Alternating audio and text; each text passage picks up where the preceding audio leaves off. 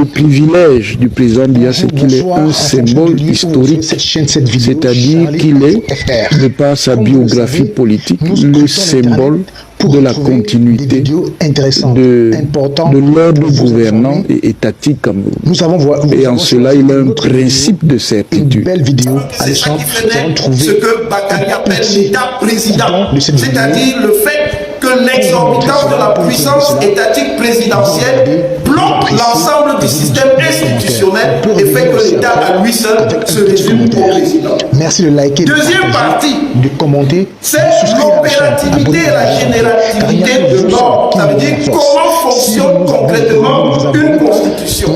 Voilà pourquoi je disais que la constitution, c'est pas la constitution perçue, qu'elle soit écrite, qu'elle soit coutumière. C'est la constitution vécue, appliquée. Que la constitution soit coutumière ou qu'elle soit écrite, si on n'applique pas ça, vous ne pouvez pas dire que ce qui est écrit est pertinent. Ça n'a aucun sens. Petit commentaire. Je dis donc que dans cet ordre d'idées, on doit d'abord étudier le système camerounais et quand vous faites sa typologie, malgré la mise en œuvre depuis ce qu'on va appeler entre guillemets la révision de janvier 1996 de la décentralisation, on voit comment concrètement cette décentralisation se traduit. Jusqu'à présent, certaines des collectivités territoriales décentralisées ne sont pas mises en œuvre. Si vous vous contentez donc de dire, parce que c'est écrit, que le Cameroun est un État décentralisé, ceci, cela, ça me semble insuffisant comme élément d'appréciation. C'est bien et toujours un système centraliste et tout le monde le sait. On n'a pas besoin d'être juriste et politiste pour le savoir.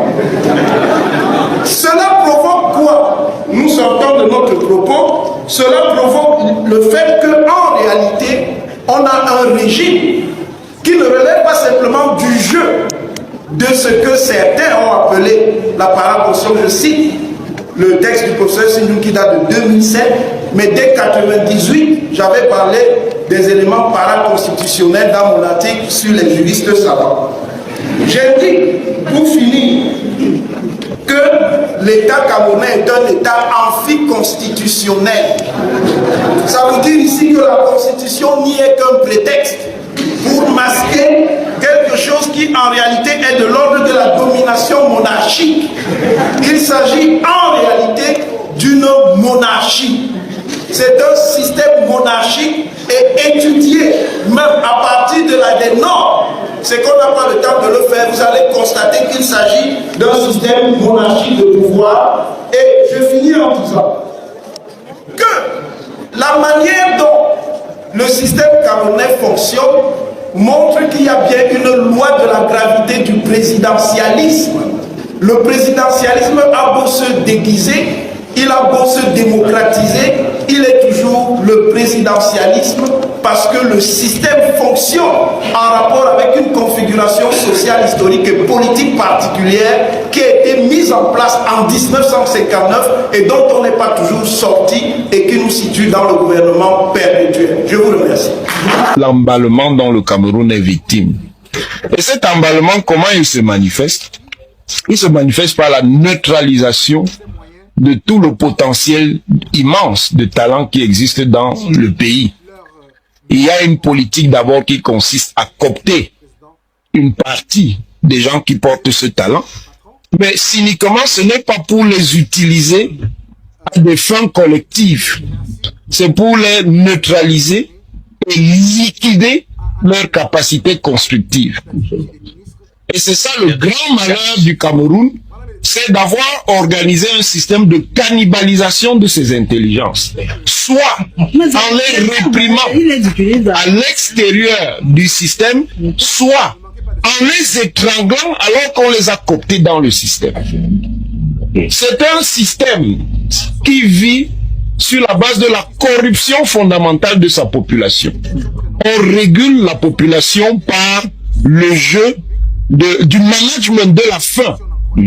On affame pour mieux contrôler. On affame pour mieux contrôler. Ah bon. Et on contrôle par le rationnement du clientélisme, des avantages qu'on distribue. En faisant espérer à chacun qu'il pourra toujours accéder à la position où lui se sera tiré de l'inconfort et il pourra donc se satisfaire d'être du côté de ceux qui ne sont pas dans l'océan généralisé de misère auquel nous faisons face. C'est un système qui s'appuie sur le diviser pour mieux régner.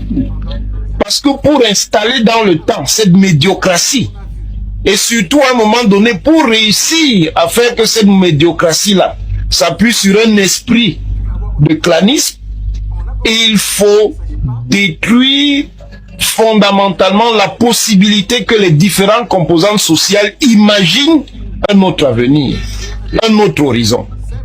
Alors, on se sert de la conscience identitaire pour opposer les uns aux autres, de telle manière à ce que n'émerge pas un front social, national et républicain qui pourrait un jour trouver la solution en ce qui concerne la réorientation du pays. On maintient tout ce système par le prix d'une corruption qui est en fait la manière d'acheter la paix. Oui, mais le problème c'est que c'est une paix mortifère qui tue à petit feu. Elle tue à petit feu, mais elle tue.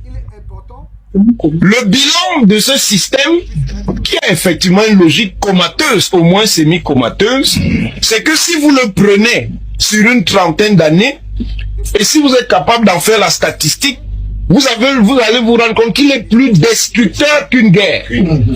Parce qu'il tue plus que la guerre. Il tue plus que la guerre en plongeant les gens profondément dans la misère, une misère qui les déprime. Et le pire, c'est que la misère n'est plus réservée aux catégories populaires.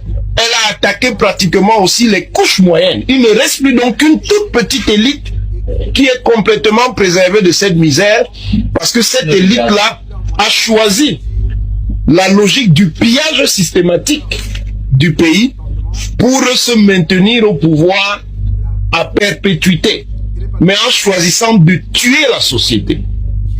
À partir de ce moment, et ça je vous l'ai déjà dit, le Cameroun est déjà profondément en crise.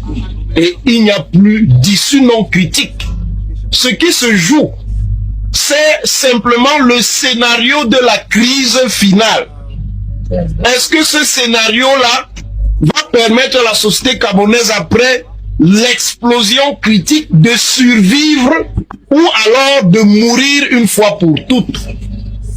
Et c'est là où les Camerounais peuvent encore intervenir, entre avoir une crise où le Cameroun va survivre et avoir une crise où le Cameroun va mourir.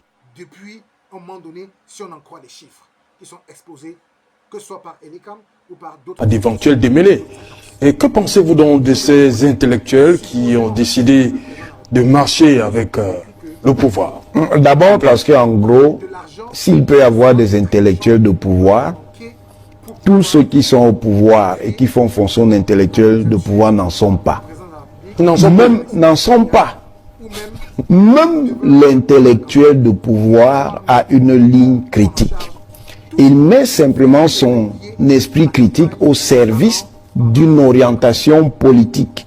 Mais quand il estime que cette orientation politique n'est pas suivie de manière sérieuse et crédible par le groupe politique auquel il appartient, il le signale, et il le signale publiquement, en prenant position, en s'exprimant oralement par des déclarations publiques, en faisant des éditoriaux ou des chroniques, en écrivant même des essais pour critiquer le fonctionnement réel qui correspond à la gestion du groupe politique auquel il appartient. C'est ça un intellectuel même de pouvoir. Il critique et puis ensuite il dit à ses amis politiques: j'ai fait les critiques, voici donc les solutions qui peuvent permettre de corriger ce qui m'apparaît comme ne fonctionnant pas dans le cadre de notre gestion politique.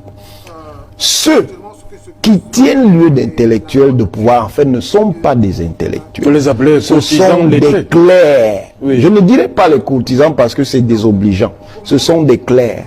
Le clerc, c'est quoi? Le clerc, dans les ordres politiques et sociaux du Moyen-Âge en Occident, c'est quelqu'un qui met son intelligence son savoir ou ce qu'on va appeler beaucoup plus tard, hein, disons 19e, 20e siècle, son expertise au service d'un pouvoir. Ça veut dire qu'il est là pour légitimer le pouvoir, rendre ce pouvoir acceptable. Il peut avoir des compétences intellectuelles, il peut avoir des aptitudes intellectuelles, mais sa manière d'agir fait qu'il n'est pas un intellectuel. Il ne faut donc pas confondre le clerc, celui qui fait partie de la cléricature, parce que clerc, ça renvoie à la fois à cléricature et à clergé. Il ne faut pas confondre le clerc avec l'intellectuel. L'intellectuel peut avoir toutes les sensibilités. Il peut être conservateur, réactionnaire même, il peut être réformiste, il peut être libéral, il peut être radical, il peut être révolutionnaire. Mais il a toujours la fonction critique quand il examine la réalité. Alors, docteur Wona, vous pensez que c'est faisable chez nous, dans notre société? Bon, si vous estimez que ce n'est pas faisable chez nous, ça veut dire que chez nous, les conditions de la liberté, les conditions culturelles de la liberté, les conditions morales de la liberté n'existent pas. La liberté ne peut pas exister là où il n'existe pas l'acceptation de l'esprit critique, c'est-à-dire de la capacité à aller à contre-courant de ce que sont les idées dominantes. Maintenant, on peut tout à fait réguler cet esprit critique, mais on ne peut pas complètement le supprimer. Quand on le supprime, on est donc dans une société qui est complètement dogmatique, et le dogmatisme, en fait, c'est l'esprit des sociétés répressives, pour ne pas dire dictatoriales. Voilà. Donc on manipule. Les gens sélectionnent ce qui les arrange. Là, subitement, l'église catholique devient le centre de vertu. Ça veut tout on fait changer en 3 ans. Monsieur le professeur Baïbek, je sais que vous êtes particulièrement mal élevé. C'est toi qui as dit. Particulièrement mal élevé. Mais il faut avoir la décence de laisser les autres s'exprimer. C'est pour ne pas responsable. Vous n'êtes pas responsable de ma cohérence, monsieur. Assumez la vôtre. Mais moi, vous êtes incohérent. C'est ton problème. Oui. N'importe quoi. Je dis incohérent. Sérieux, monsieur. Vous êtes un professeur incohérent. On ne se compare pas comme ça. Aux États-Unis, vous le faites ce qu'on appelle le conflit. Je répète, Et on est dans le conflit. C'est dans le conflit. Je ne mange pas l'argent d'un parti. C'est la force des arguments. Moi, je mange l'argent d'un parti. Oui. C'est la force des arguments. C'est ça la voiture. C'est manifestement pas sérieux. Le privilège du président Biya, c'est qu'il est un symbole historique, c'est-à-dire qu'il est, de par sa biographie politique, le symbole de la continuité de l'ordre gouvernant et étatique camerounais. Et en cela, il a un principe de certitude. Alors, maintenant que vous avez regardé, vous avez écouté, vous avez suivi, vous avez liké et vous avez partagé, merci de l'avoir fait, car nous comptons toujours sur vous. Nous sommes arrivés à la fin de la vidéo, mais nous comptons toujours sur vous.